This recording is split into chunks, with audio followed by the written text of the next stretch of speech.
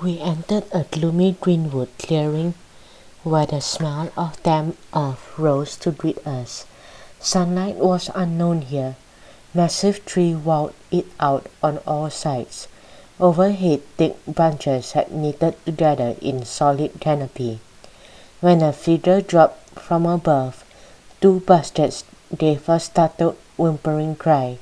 His bow crashed to the ground and his bastards rolled away. The figure leaped forward, gripping a sword, while three other shapes emerged from the trees. "Hunting, Tarzan?" asked a Joe's voice from the deepest shadows. "Not hunting," two bastards stammered, the sword at his throat and his eyes darting from side to side. "Seeking the one called Mu Guiying."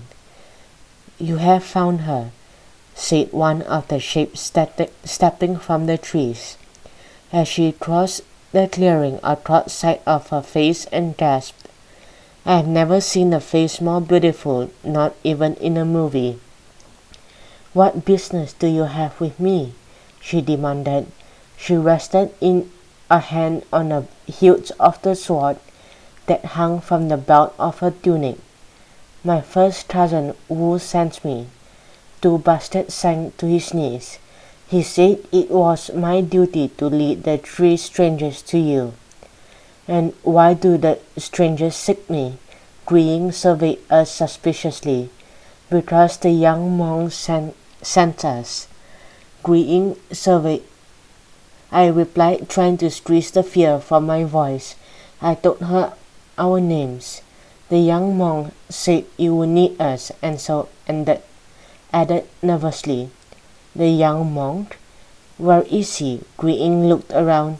"Why didn't he come with you?" Wei Han stepped forward.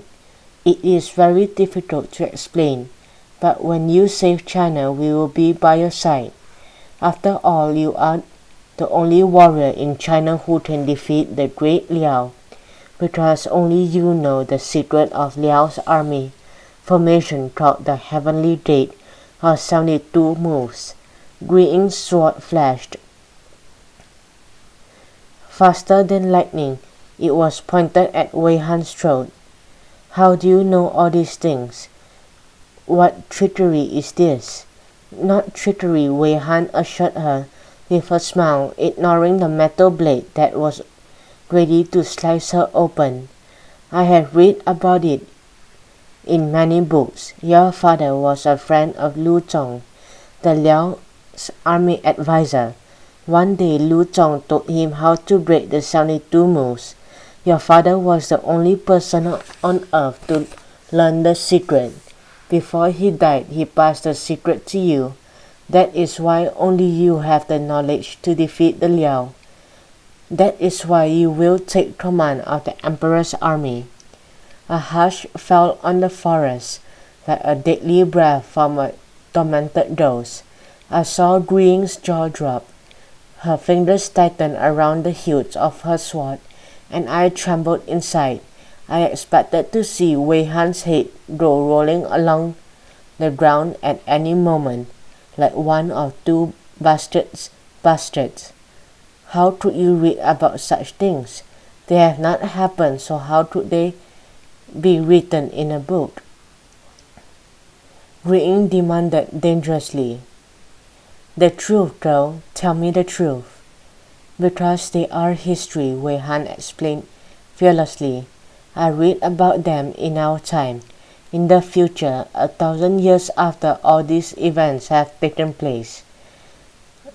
There was a long silence before Guiying suddenly lowered her sword. "So that is why the young monk said he was going on a long journey to find you." She nodded to herself. "You came from the future, so tell me, strangers, what is the future like?" "Very nice," I replied, feeling homesick for it immediately.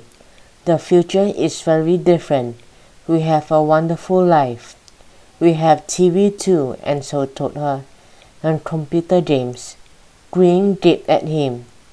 "What language does he speak? These words are not known to me." She sheathed her sword and turned to Wei Han defiantly. But you are right. I know the secret of the Liao. I know how to defeat them. But why should I serve in the Yang army? I do not trust our officials. Once I have helped them, they will turn against me. Wei Han's face lit up with excitement. I have read about this too. It is in all the history books. The great General Yang Zhao is sending his teenage son Yang Zhongbao to ask for your help.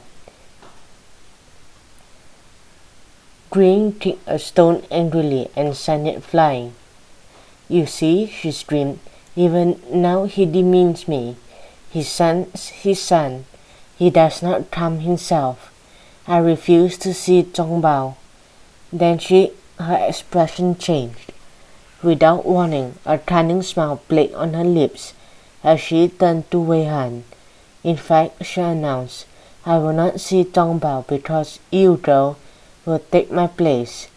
You, Fu Wei Han, will become Mu Guiying.